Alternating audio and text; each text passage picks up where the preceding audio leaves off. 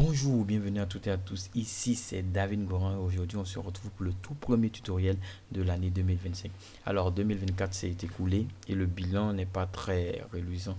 En fait, je me suis rendu compte que 2024, j'étais pas très régulier. Il faut comprendre que j'étais assez précieux d'autres choses. Mais 2025, je promets de revenir en force sur YouTube. Au minimum, on va faire au minimum 3 vidéos par semaine. On va faire vraiment au minimum 3 vidéos par semaine. Donc aujourd'hui, on va commencer notre premier tutoriel sur Revit. Voilà, comme vous le savez, Revit, moi je suis un très grand fan de Revit. C'est un logiciel que j'apprécie énormément, que j'utilise beaucoup au quotidien.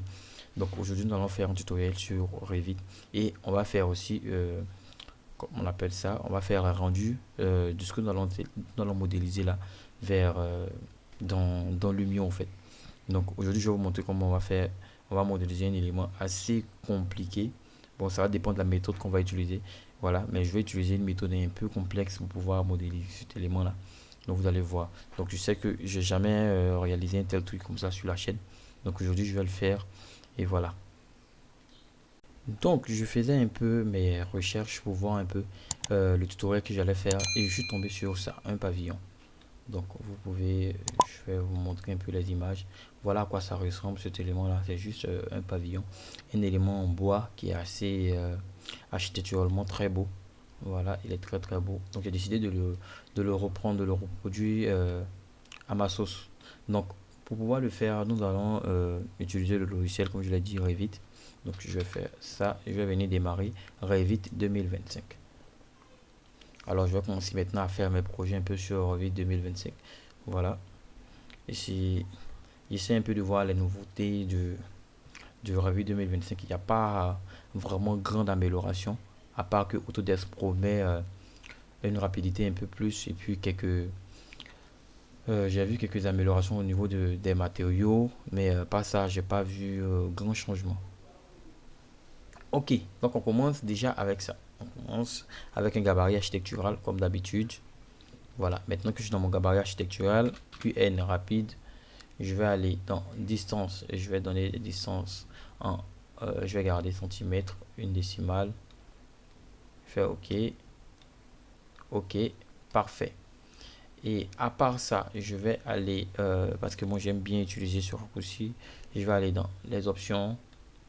Et dans les options, je vais chercher interface. Et dans interface, je vais chercher raccourci clavier. Et dans raccourci clavier, je vais chercher 3D. Et dans 3D, j'ai vu 3D par défaut. Je vérifie que c'est ça.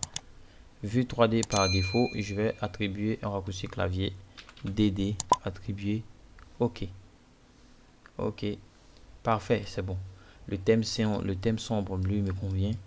OK, donc je vais aller retrouver encore mon image. Voilà, pour pouvoir réaliser cet élément-là, alors ce que nous on va faire, en fait, on a plusieurs méthodes.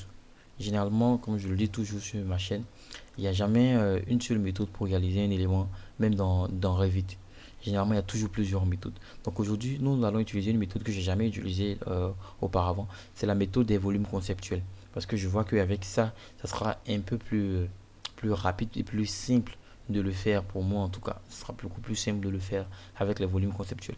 Donc ce que nous allons faire, nous allons d'abord commencer par aller créer un volume conceptuel.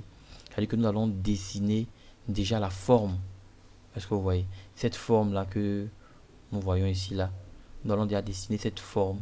Et après, maintenant, on va le recharger dans notre projet. Donc pour cela, c'est très simple ce que je vais venir faire. D'abord, ce projet, je vais l'enregistrer. Je vais l'appeler CTRL S. Je vais le mettre dans Revit. Et je vais l'appeler tuto. Je vais faire texte rendu ici. Et je vais l'appeler tuto RVT 2025. Ok. Donc maintenant que je suis là, je vais aller dans Fichier. Et dans Fichier, je vais faire créer ici et je vais venir créer un volume conceptuel. Et ici, on me demande de choisir un fichier, un template. Je vais aller dans French et je vais chercher volume conceptuel métrique. Je vais ouvrir. Ok. Donc maintenant que je suis dans le gabarit, je suis ici dans le volume conceptuel métrique. Ce que nous on va faire, on va commencer déjà par dessiner en fait, on va créer on va dessiner en fait la spirale au fait. Donc comme vous pouvez le voir, si je retourne dans l'image ici, vous voyez qu'on a une spirale ici. Voilà, qui fait, je peux dire 1, 2, 3. Voilà, 3.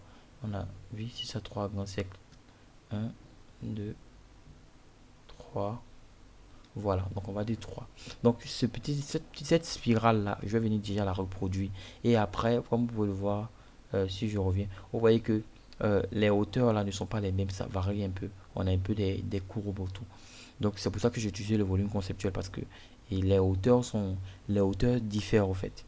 Donc ce que je vais venir faire, je vais réduire ça. Comme dans l'autre cas, je vais aller dans les unités.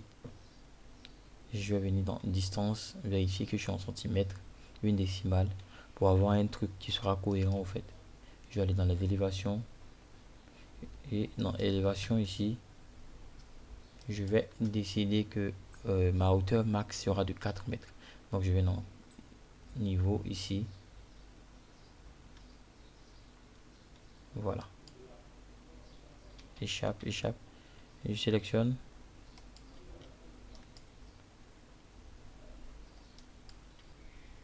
Je crois que le niveau il est en millimètres. Je vérifie quelque chose.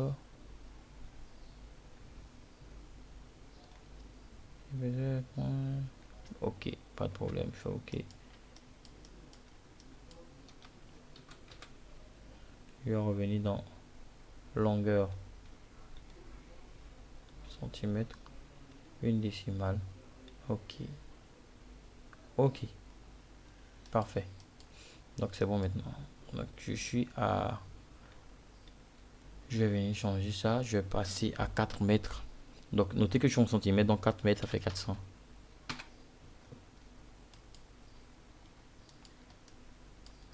Ok, d'accord. Donc je vais retourner à mon niveau 1. Je suis maintenant au niveau 1. Donc maintenant que je suis au niveau 1, ce que je vais venir faire, je vais venir prendre ici cette spline là et je vais venir faire maintenant ma spirale au fait.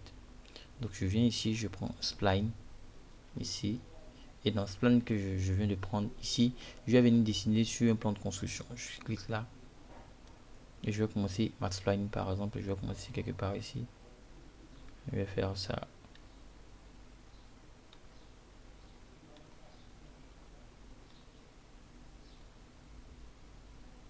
Bon, on va pas faire un truc très très précis parce que si je voulais faire un truc vraiment précis, je précise que j'allais le faire surtout la spline là déjà dans AutoCAD parce que là-bas ça allait être, j'allais avoir des éléments qui allaient me permettre d'être beaucoup plus précis que de commencer directement dans Revit. So, vous voyez. Mais bon, c'est pas bien grave, on peut toujours le faire ici. Ok, maintenant que j'ai fini de faire ça, je fais échappe. Je peux dire que j'ai ma spirale qui vient d'être créée. Je peux toujours, si je viens sélectionner et déplacer, voilà, pour avoir un truc beaucoup plus propre.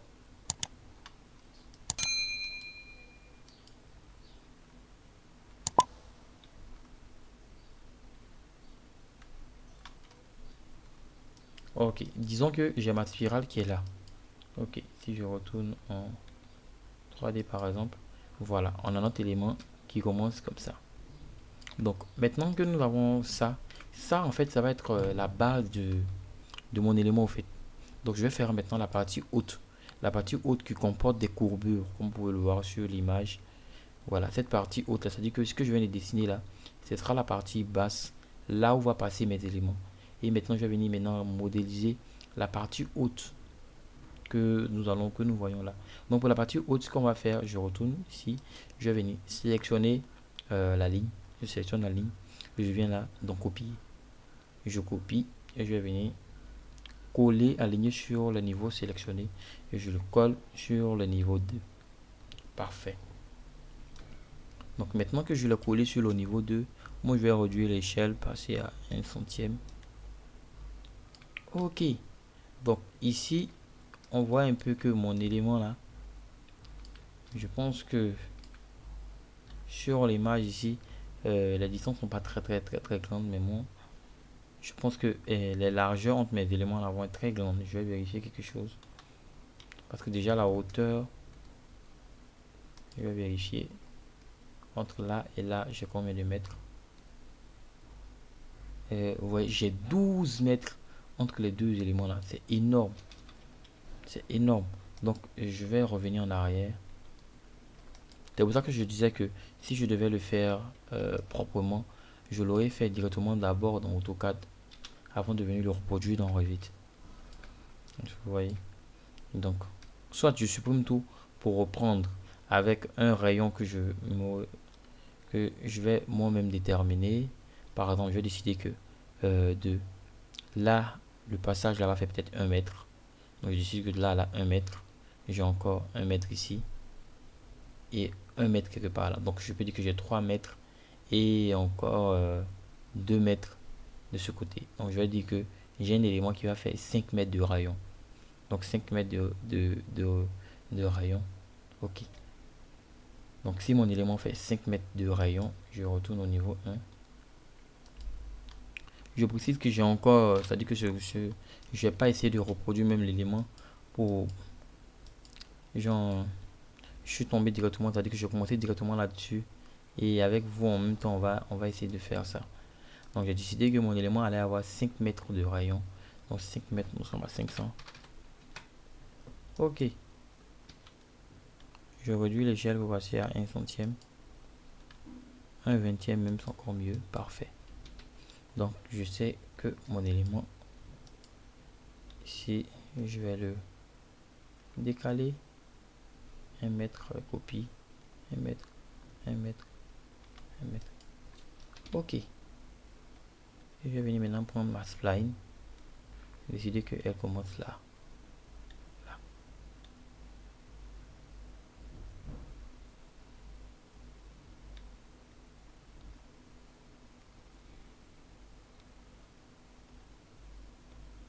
Voilà.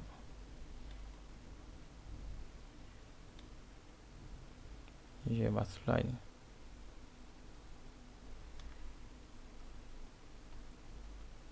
Après, je vais venir mettre des éléments pour pouvoir mieux faire les courbures.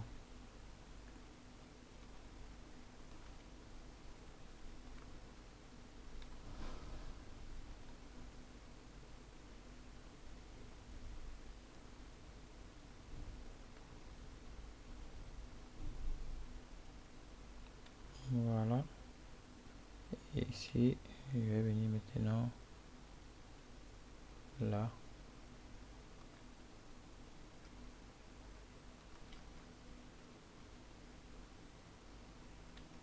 Ok, je vais placer.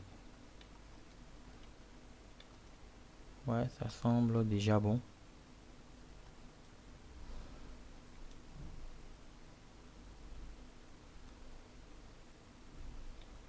Et ici, je viens là.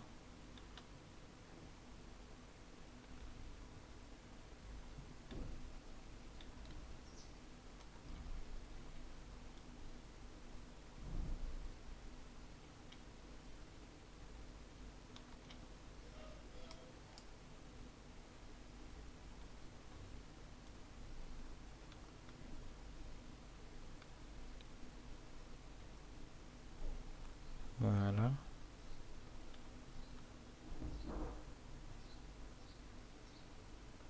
Ok, maintenant que j'ai fini de faire ça, je fais échappe. Ok, encore échappe. Voilà, je viens de modéliser mon élément. Ce que je vais faire, je vais sélectionner ma spline là. Je fais clic droit et je vais aller dans... je vois que je ne peux pas. Je vais isoler l'élément. Non, masquer même l'élément. Ok, je masque. Et maintenant, mon cercle que j'avais créé, je vais sélectionner tous les cercles et supprimer. Ok, je vais venir ici maintenant. Restaurer masquage. Parfait. Donc j'ai ma spirale qui vient d'être créée comme cela. Ok. Donc on peut toujours venir ajouter des points en venant ici point. Venir ajouter pour avoir un peu plus de contrôle. Sélectionner et déplacer. Moi je vois que dans ce point là, il ne fait pas ça. plutôt soit diviser la trajectoire ici, mais bon, je vais pas le faire. Je vais sélectionner ça. Voilà. Moi, je pense que cette courbure me plaît bien. Voilà que j'ai fait ça, mais ça me plaît bien. Ok, donc maintenant que j'ai mon élément qui a été dessiné, je vais retourner en 3D. Ici. Je réduis l'échelle. Shift. Ok. Et je vais sélectionner ça. Que je vais copier comme on l'avait fait précédemment. Je viens copier dans mon presse-papier, coller, aligner sur le niveau sélectionné et je l'aligne sur le niveau 2. Ok. Donc mon élément, il est maintenant au niveau 2. Donc maintenant qu'il est au niveau 2, ce que nous, on va maintenant faire, c'est que je vais maintenant essayer d'avoir ça. Cette courbure que j'ai. Voilà.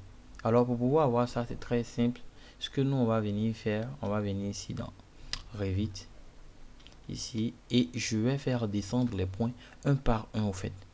Donc ça peut être ça peut être long. Mais c'est le seul moyen. C'est-à-dire que je vais venir sélectionner ce point-là. Que je vais descendre. Voilà. Je peux descendre totalement. Hein, si je le veux. Mais je vais pas. Je ne voudrais pas que ça se touche totalement. Ok. Donc je descends celui-là. Ensuite. Ça. Je le descends.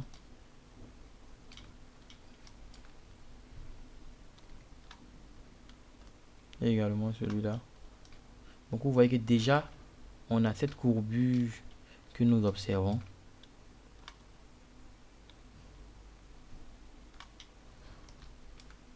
Voilà, je vais descendre un peu, puisqu'il y a énormément de points. Malheureusement, il y a quelque chose que, bon, Autodesk a un peu oublié. C'est que ça aurait été plus intéressant si je pouvais faire descendre plusieurs éléments en même temps. Par exemple, bon, je sais pas si 2025 ça a changé. Si je prends ça, que je fais contrôle, que je prends ça aussi, vous voyez que je ne peux pas directement les descendre. Vous voyez? Sinon, ça aurait été un peu plus simple pour, si je fais déplacer par exemple. Non, je ne voulais pas ça parce que ça va me décaler les axes. Donc, je sélectionne ça un par un.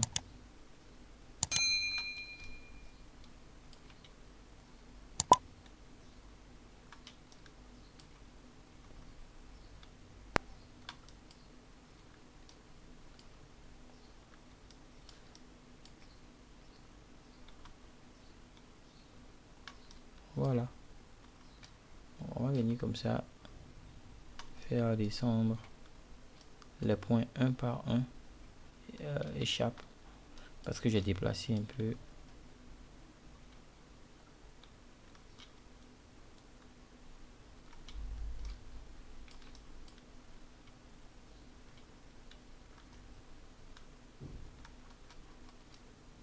Voilà. Donc on s'est monté et déplacé comme ça.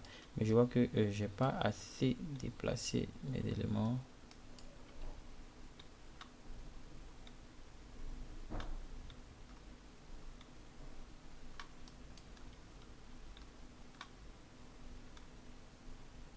Puisqu'il y a énormément d'éléments, il faudrait pas que ça pas trop vite.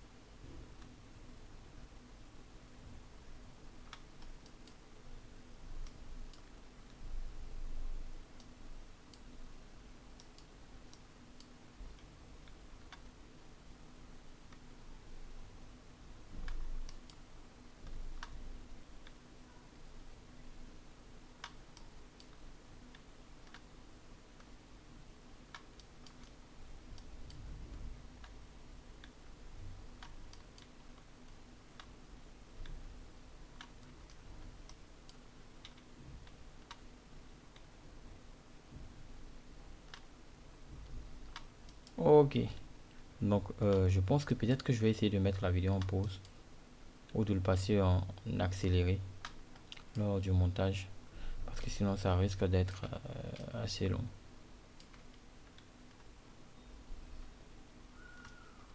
Je vais pas le faire, je vais garder tel que c'est pour éviter.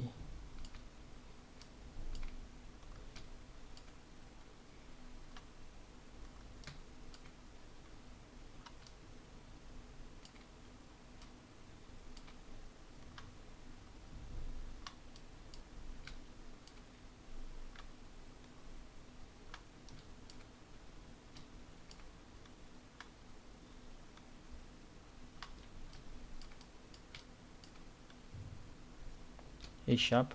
Donc à chaque fois que vous allez vous tromper, n'oubliez surtout pas de ne pas laisser de faire échappe d'abord.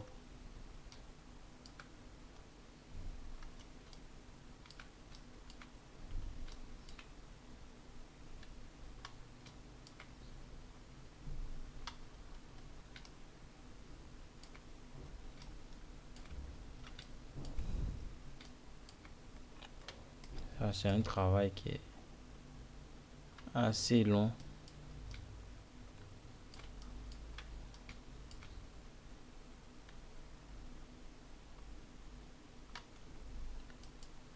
On pouvait aussi, si on voulait un truc assez beaucoup plus régulier, on pouvait utiliser, c'est-à-dire que donner des coordonnées. Par exemple, ici, normalement le décalage il est au niveau 0,0. Si je fais ça, il va le décaler de moins, voilà, je dirais de moins 60,57. Donc je pouvais essayer par exemple progressivement, si je prends le dernier point, je vais pas le dernier, il est trop loin. Je prends par exemple celui-là, qui a été décalé de moins 296,50. 296,50. Lui, je peux donner moins 240, moins 250 par exemple, moins 250 par exemple. Vous voyez automatiquement, il suit. Celui-là aussi, moins, c'est pas moins 240. Vous voyez que ça suit. Voilà, mais je vois que 240 c'est un peu trop. Voilà, moins 210.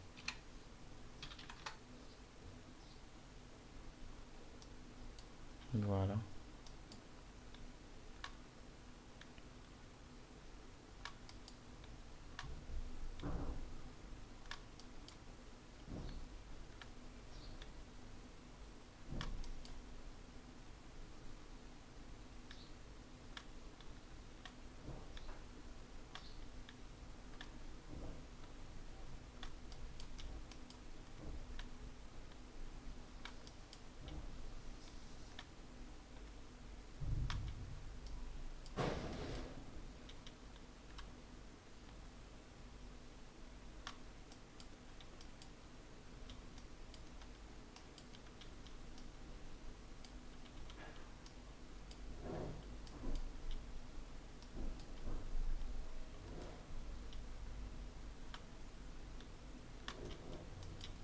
Alors, je me rends compte de quelque chose.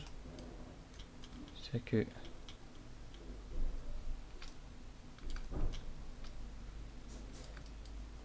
si je retourne par exemple sur une élévation. Ah oui, c'est bon. Je pensais que il dépassait la hauteur que je voulais. Donc c'est déjà bon. Donc bon, on va pas perdre 2 heures là-dessus.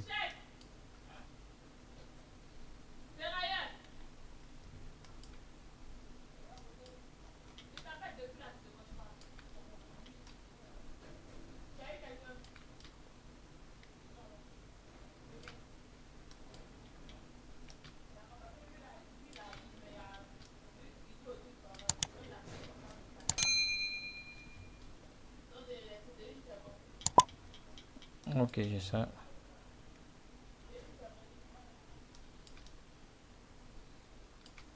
Ok, donc on peut aussi faire descendre tout ça, hein.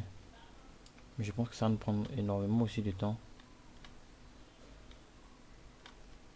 Voilà, nous on va faire un peu à notre sauce pour ne pas perdre énormément de temps. Je pense que ça pourra être aussi très sympa.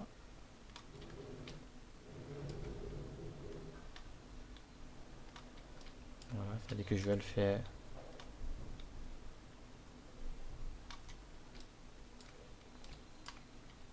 un peu à la va-vite.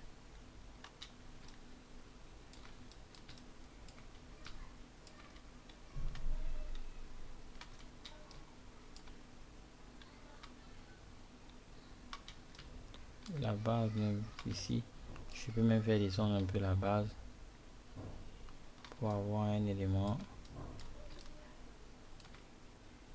vraiment sympathique.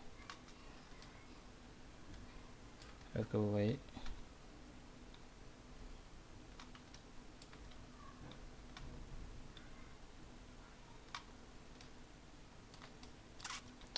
Ok. Donc je pense que je vais pas aller trop en profondeur. Il n'y a que cette partie là qui me plaît pas trop.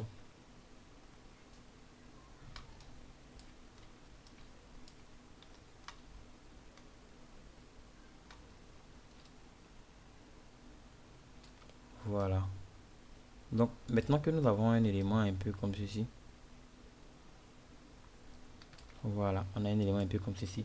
Ce que je vais venir faire, c'est que je vais venir créer un élément ici qui va me permettre de faire ça. Est-ce que vous voyez? Donc vous allez voir, c'est très simple. C'est juste un plan de référence qu'on va venir placer avec un profil un peu comme ce qu'on voit ici là. C'est tout. Donc je retourne dans mon Revit. Ici je viens là. Je sélectionne ça par exemple. Voilà. Et ici, je vais venir placer un point. Ce point là. Par exemple, je vais venir et je vais me mettre sur. Je vais définir. Je vais venir par exemple.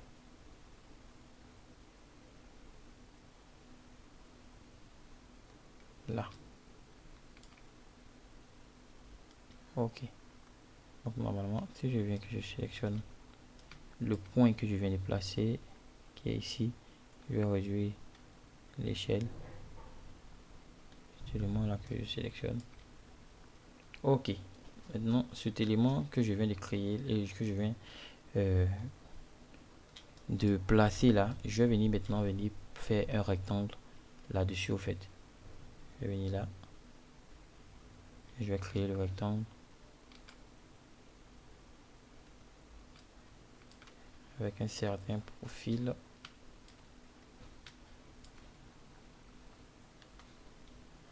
Ouais, je vais être...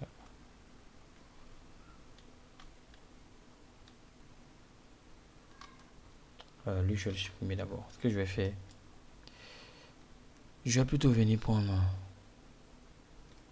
un point encore.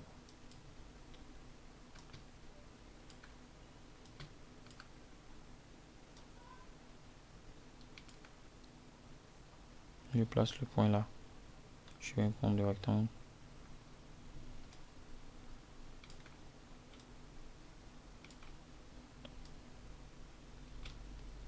Non, le point n'était pas...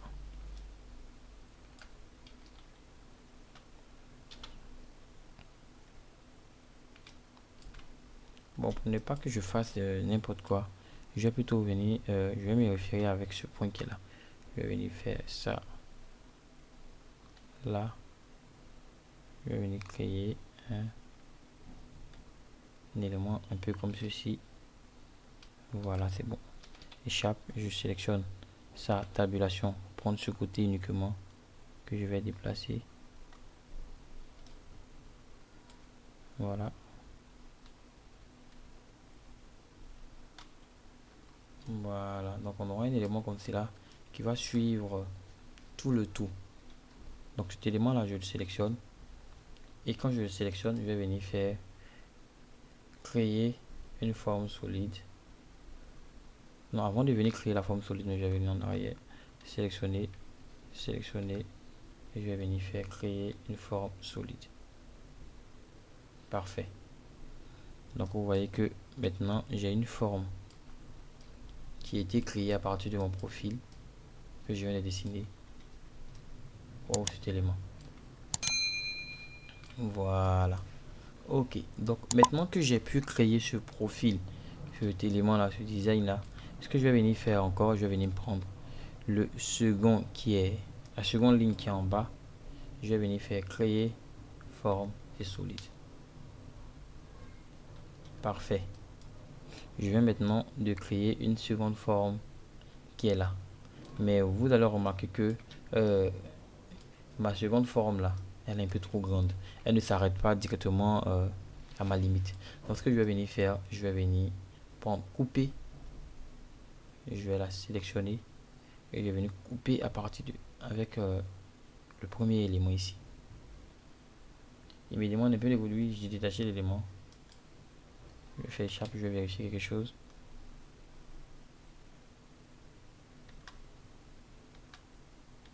On va sélectionner ça, couper.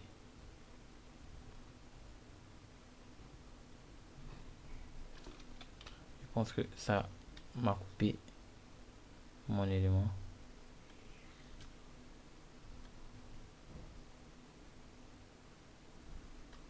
Couper l'élément, joindre, détacher l'élément.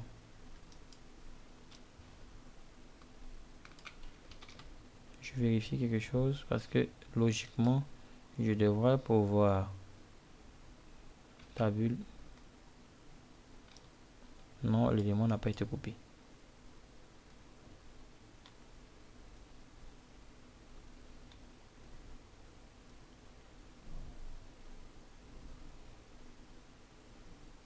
L'élément forme non. Tabulation.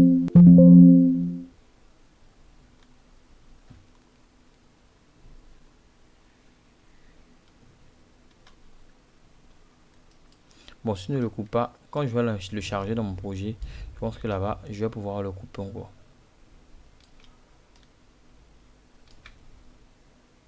Je vais vérifier une dernière fois. Et je vais voir si les éléments sont échappe.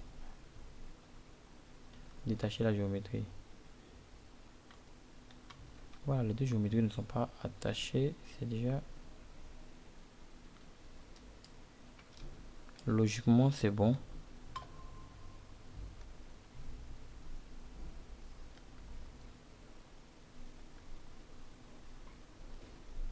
Pas bien grave, ça ne veut pas couper maintenant. Donc, je vais le charger dans mon projet. Et là-bas, je vais faire la découpe. Donc, je vais finir faire détacher l'élément. Échappe. Donc, maintenant que j'ai fini de modéliser mon élément, qui n'est pas encore totalement fini, ce que je vais faire, je vais venir le charger dans mon projet. Donc, pour ne pas que le tutoriel soit trop long, on va se donner rendez-vous demain pour la suite de notre tutoriel. Donc, si vous avez aimé la vidéo, n'oubliez surtout pas de laisser un gros pouce bleu, de vous abonner et de partager massivement la vidéo. Donc, c'était David Goran. On se retrouve très prochainement pour la suite du tutoriel. Merci.